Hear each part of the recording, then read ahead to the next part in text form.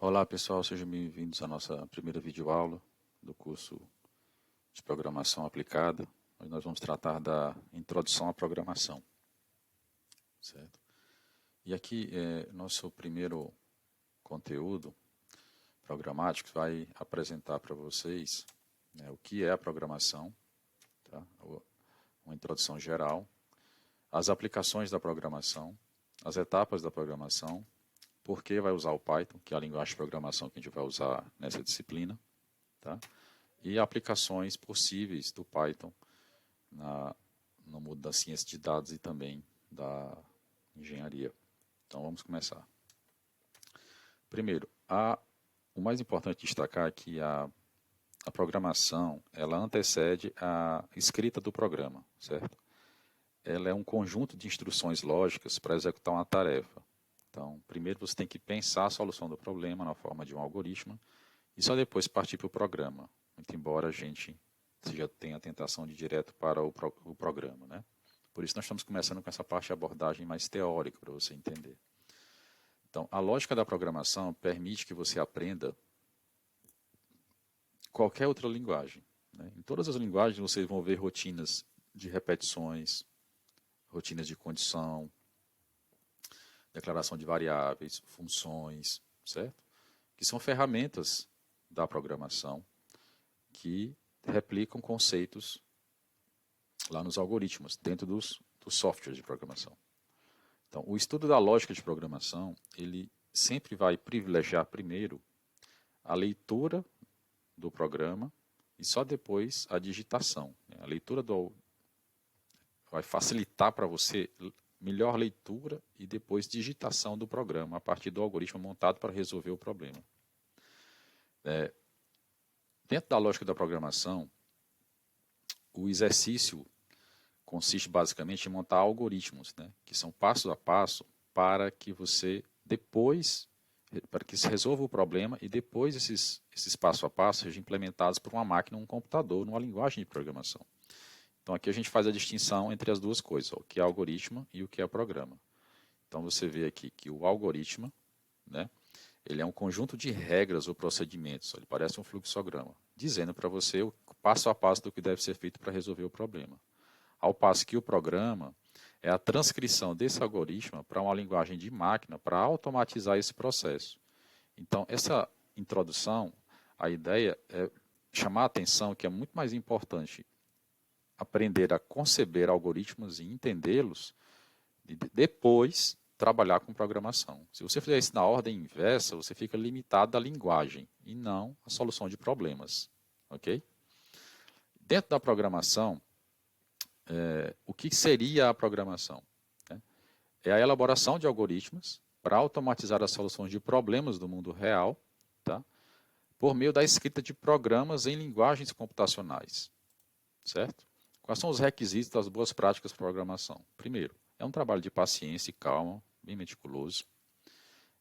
Você tem que ter um foco muito maior no desenvolvimento do algoritmo, que ele traga um melhor desempenho, porque o mesmo problema pode ser resolvido com diferentes procedimentos, então o foco é melhorar o algoritmo, e só depois partir para a escrita do programa de computação, na linguagem. É muito importante fazer um trabalho em grupo, colaborativo, né, na criação desses algoritmos, para pegar as experiências dos outros, né, para que você não fique, entre aspas, travado num problema que outro já sabe a solução. É preciso trabalhar nas boas práticas, atenção aos detalhes, quando você está construindo algoritmos, né. Os nomes das variáveis, por exemplo, é muito importante, os modos que você está usando. E as técnicas de estudo da programação. Tem tanto o estudo individual, para você aprender os conceitos básicos, ou em grupo para trocar experiências. Tem as aulas convencionais, as aulas que a gente faz presencialmente, que são importantes para acompanhar e tirar as dúvidas ali mais de perto. Tem as videoaulas como essa e tem, hoje em dia, as comunidades e as redes sociais compartilhando muitos conteúdos rápidos, tá? Blogs, são muito bons, existem muitos blogs bons na área de programação. Tá? E destacar uma coisa importante, né? Programar não é decorar a sintaxe das linguagens de programação. Tá? Programar é conceber algoritmos para resolver problemas e esses algoritmos são então transcritos para uma linguagem de programação. tentar partir direto para o programa sem trabalhar o algoritmo é como você tentar escrever sem saber falar, certo? Então, nada de se adiantar aqui nesse ponto. Então, a primeira etapa da programação é o diagnóstico do problema que você quer resolver, certo?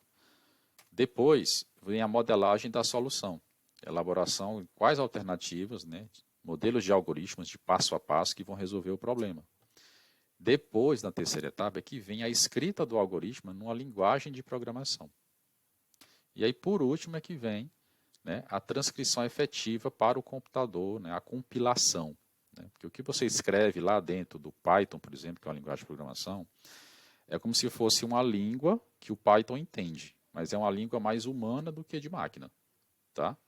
Você usa textos, nomes, símbolos, mas isso tem que ser compilado para a linguagem de máquina, que é a linguagem binária, que é a linguagem zeros ou uns, que é o que a máquina entende. Então, essa é a última etapa, que é a etapa que ocorre em background, né? Você não vê acontecendo. Aplicações para a programação. Trouxemos aqui um exemplo da área de engenharia, que seria o cálculo das reações de apoio, né? Nesses dois nós, e no ponto de aplicação de uma carga de 2.000 kilonewtons, né? Uma viga simples, do tipo Euler. E o método que eles usaram aqui, foi o pessoal do Bezerril que fez esse trabalho, foi o cálculo por elementos finitos.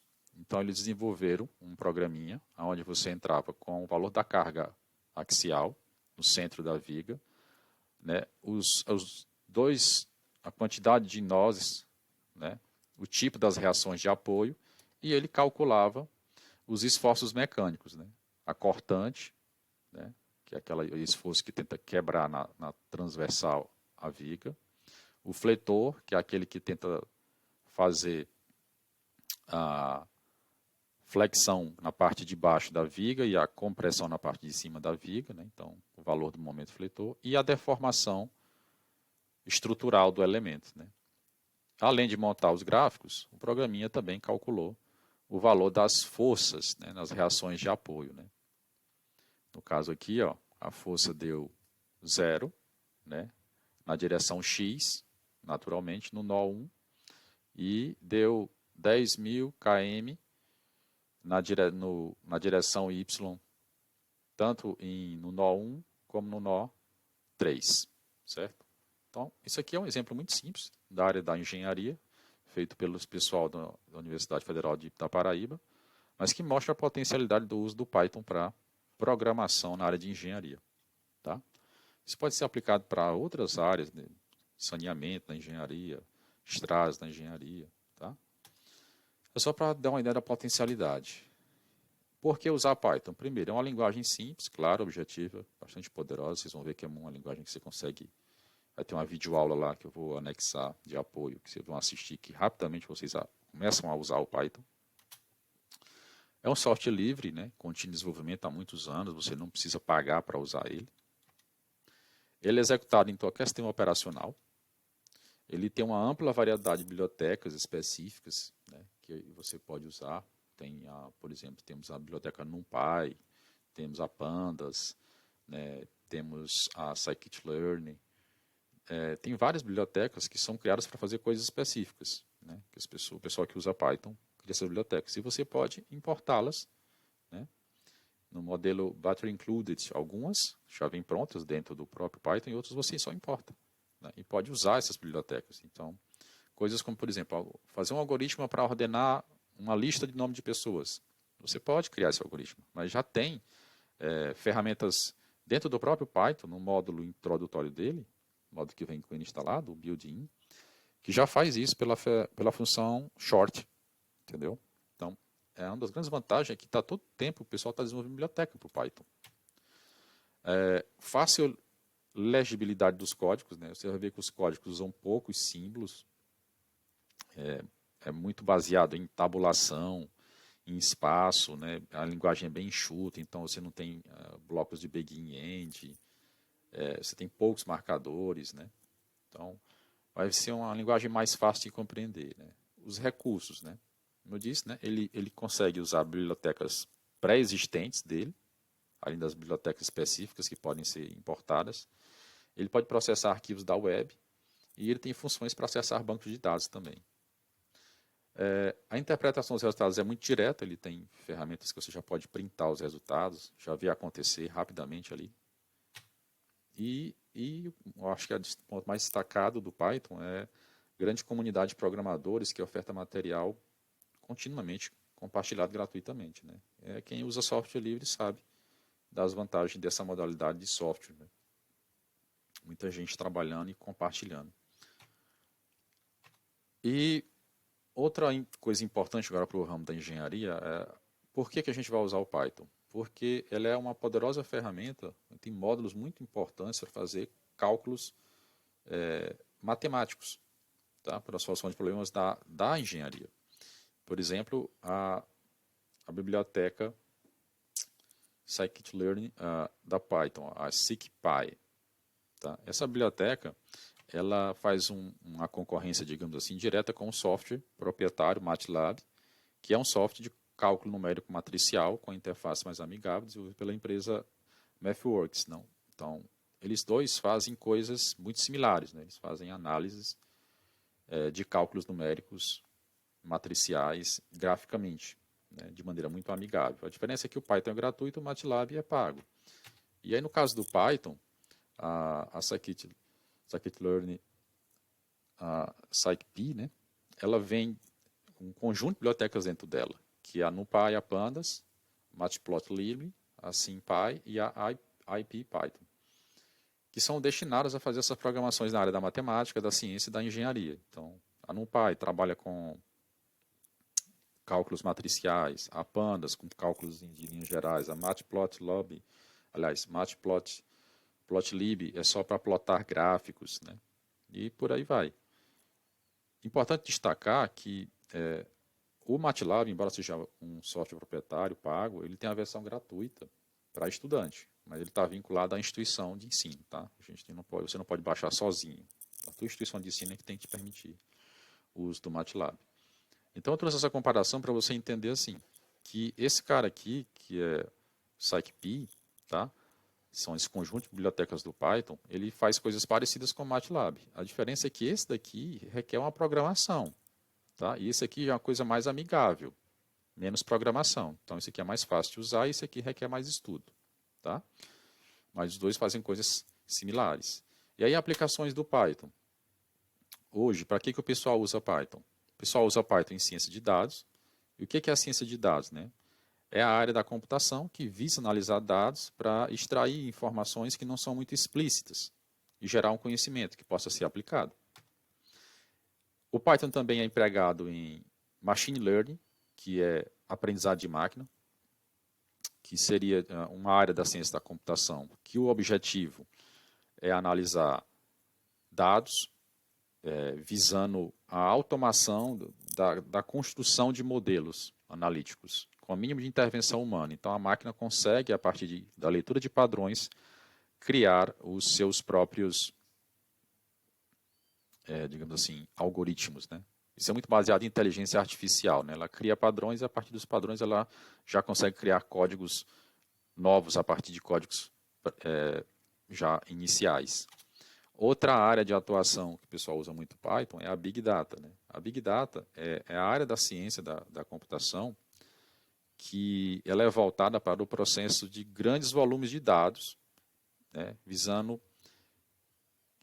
que são expressos em diversos tipos e formatos variados, né? Big Data você tem coisas de imagem, de som, de vídeo, de rede social, dados tabulares simples. Então, isso é muito variado e muito volumoso, né? Isso aumenta demais o tempo todo. Então, existem programas desenvolvidos no ambiente Python só para cuidar de mergulhar nessas grandes bases de dados e trazer informações relevantes, né? Trazer insights relevantes. Tá? E, por último, uma aplicação muito em voga do Python é o desenvolvimento web. O que é o desenvolvimento web? Né? Seria a parte da computação que cuida da criação de serviços para o usuário via internet, seja desktop, seja mobile, né? Por meio de frameworks, né? Que são ambientes de desenvolvimento, exemplo de Django e o Flask, associados a uma linguagem de programação. Então, é essa sopa de letrinhas que vocês estão vendo aqui, ó. Você tem as linguagens de programação, né, dando apoio a um processo, tanto as linguagens de marcação, tem a Java, tem a Python, né, tem os CSS, que são parte de estilos, tem os vários domínios, né, de internet que você pode ter para programar. Então, pessoal, era isso que a gente tinha para falar sobre a parte das aplicações, essa parte inicial da programação, finalizando com as aplicações em Python. Vamos partir agora para os exercícios e obrigado pela atenção.